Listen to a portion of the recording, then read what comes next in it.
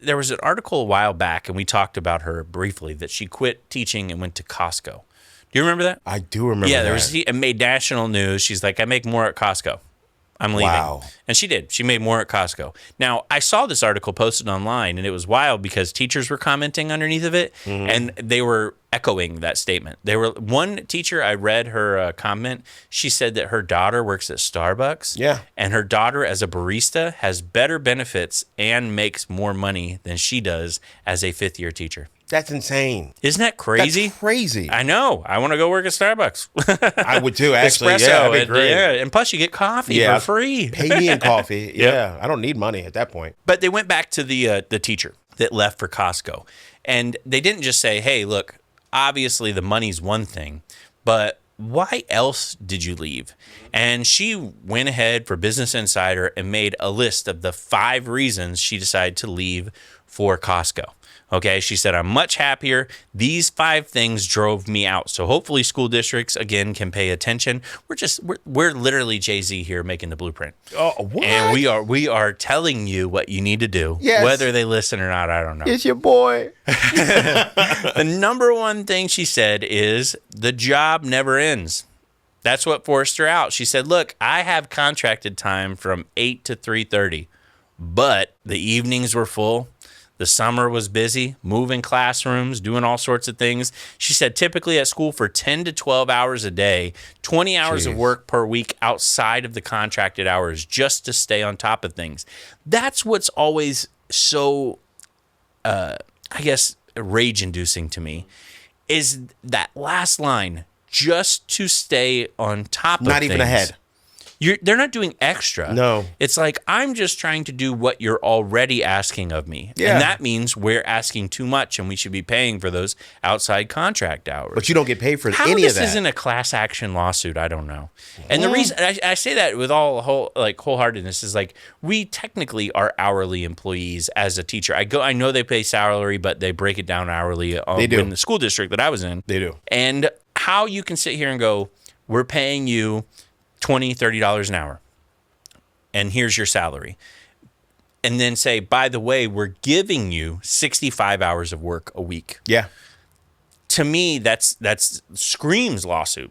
But what do I know? Or at least a correction. Or at least, hey, by the way, you don't have to do we this need to anymore. factor in outside hours, outside of contract time, and say, look, we recognize you're going home and doing extra work. You have clock in, clock out.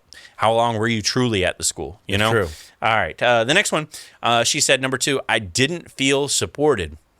I get that a lot. She said when she left, she had 29 students in one class. Brag about it. I taught in a Title I school. 29? Yeah. Oh, man. I would be like, is everybody sick? Is there a cold going around? You would walk out and it'd be like that old baseball movie. Today. I feel like luckiest man in the world. Any questions, kids?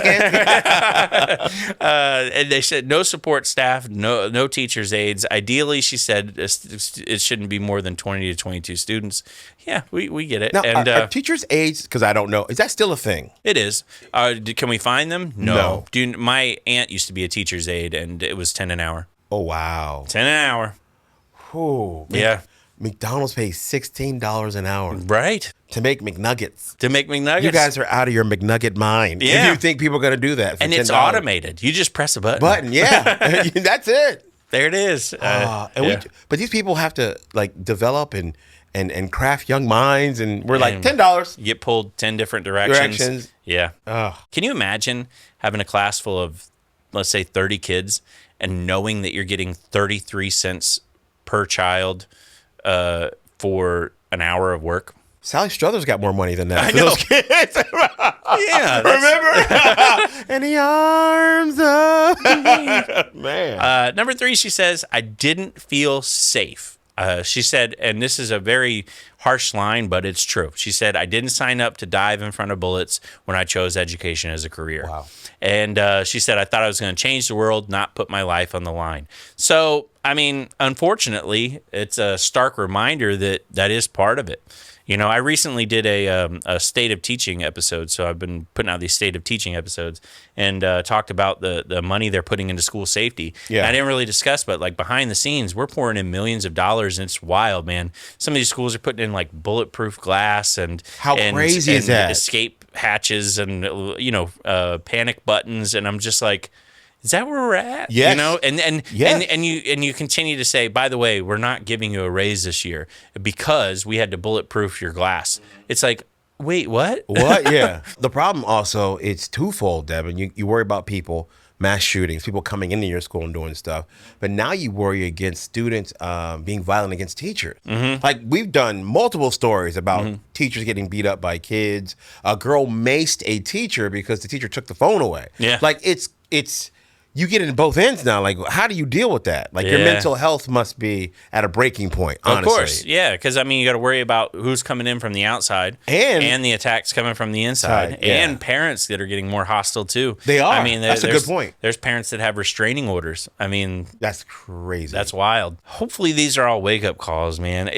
All the red flags are there, all the warning signs of how we can keep teachers going, all the warning signs of how we can keep teachers engaged and wanting to teach are there, but whether we listen to them, I don't know.